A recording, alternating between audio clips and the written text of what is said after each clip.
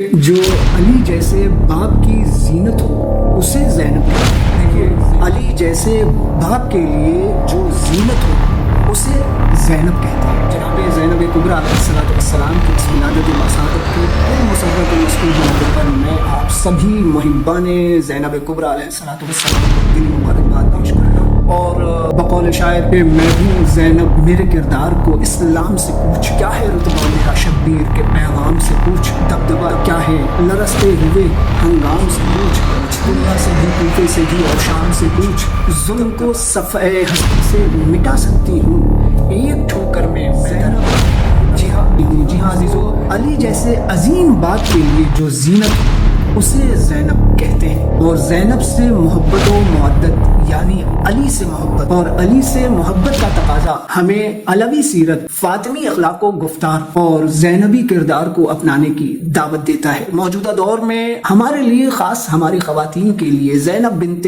علی ایک بہترین role model ہے۔ ہمیں اس ماڈرن دور میں انہیں اپنا سرمشق، نمونہ عمل اور رول ماڈل بنانے کی کوشش کرنی چاہیے کہ دنیا کا کوئی بھی شخص ان ذوات مقدسہ کے پیروں کی خاک تک بھی نہیں پہنچ سکتا۔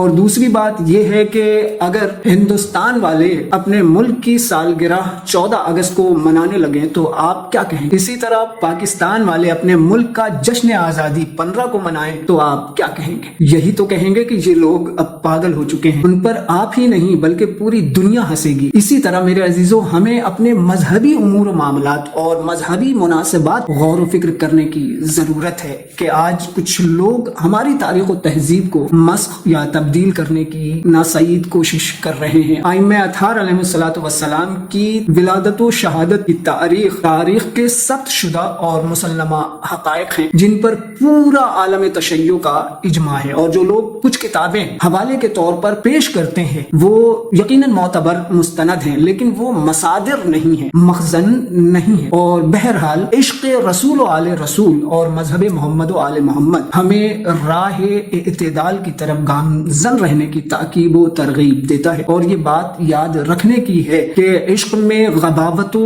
غلو کا نتیجہ ضلالت و گمراہی اور حسرت و افسوس کے سوا کچھ بھی نہیں ہے۔ اس لیے امیر المومنین حضرت علی ابن ابی طالب علیہ السلام کی تاکید ہے کہ خبردار ہمارے بارے میں ہرگز غلو نہ کرنا۔ لیکن عزیزو، آج جس طرح بر صغیر میں ائمہ اطہار علیہ السلام کے نام پر جو کچھ ہو رہا ہے اور جو بے اعتدالیاں وجود میں آ رہی ہیں وہ ہم سب کے لیے قابل غور لمحہ فکریہ جس کی ہمیں اصلاح کرنے کی ضرورت ہے۔ جیسے آپ دیکھ لیں، یکم شعبان کو سید زینب کبریٰ علیہ السلام کی ولادت باسعادت کا منانا، حالانکہ جناب زینب کبریٰ علیہ السلام کی ولادت باسعادت 5 جمادی الاول 6 ہجری قمری ہے۔ حضرت زینب کبریٰ کے جشن میلاد کا پرمسرت دن یکم شعبان نہیں بلکہ 5 جمادی الاول ہے۔ یہ امور و افعال در واقع لوگوں کو اصل تاریخ سے دور کرنا، اس کی تاریخی حیثیت کو مسخ کرنا اور اس خاص دن کی اہمیت کو کم کرنے کے مترادف ہے۔ لہٰذا ہمیں اور آپ سب کو اس پر توجہ دینے کی ضرورت ہے۔ پروردگار عالم سے دعا ہے، پروردگار عالم ہمیں اہل بیت عصمت و طہارت کی سیرت و تعلیمات اور ان کے اسوہ حسنہ پر چلنے کی توفیق عطا فرمائے۔ اللہم عجل ولیک الفرج، والسلام علیکم ورحمۃ اللہ وبرکاتہ۔